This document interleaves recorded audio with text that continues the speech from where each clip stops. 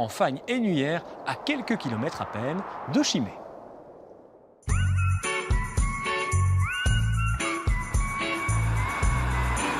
Notre périple démarre dans la province de Hainaut, à un jet de pierre à peine de Chimay.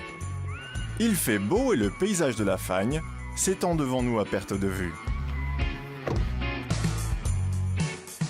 Et une des choses qui caractérise cette dépression Fagne-Famenne se trouve ici, juste sous nos pieds. Puisque le sous-sol est essentiellement composé de schiste, comme on le voit ici sur cette paroi, une roche d'ailleurs particulièrement friable.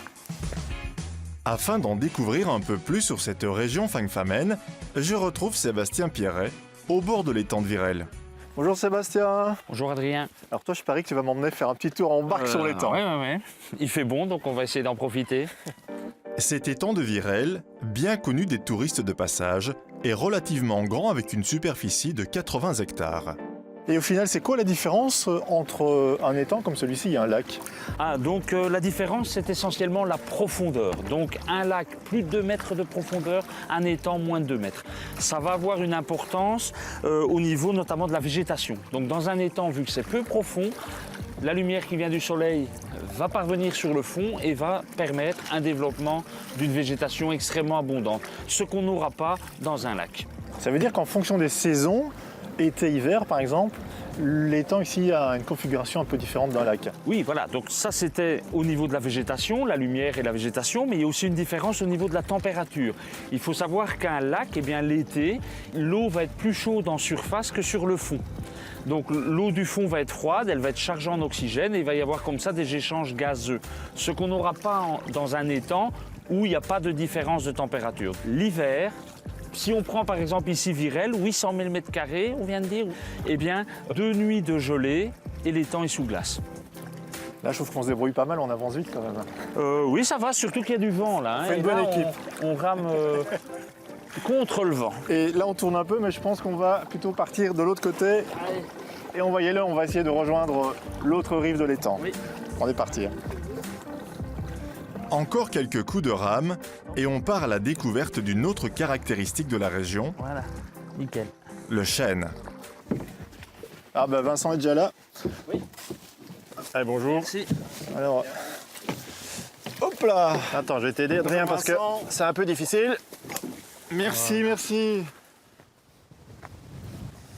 Vincent Dubois est garde forestier.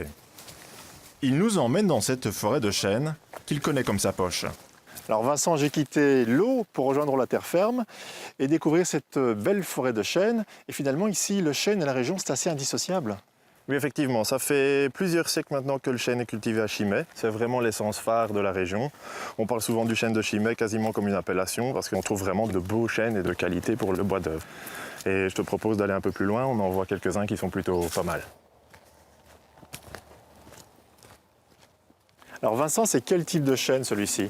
Donc ça, c'est un chêne pédonculé. Donc on a 2 types de chênes à Chimay. On a le chêne pédonculé et le chêne sessile. Ils ont des besoins assez différents, c'est-à-dire que par exemple le chêne pédonculé ici a besoin au niveau sol d'un sol assez meuble, profond et riche. A contrario, le chêne sessile lui supporte des sols assez superficiels et plus pauvres. Ça veut dire qu'il y a des chênes qui peuvent se contenter de moins d'eau et donc moins de pluie?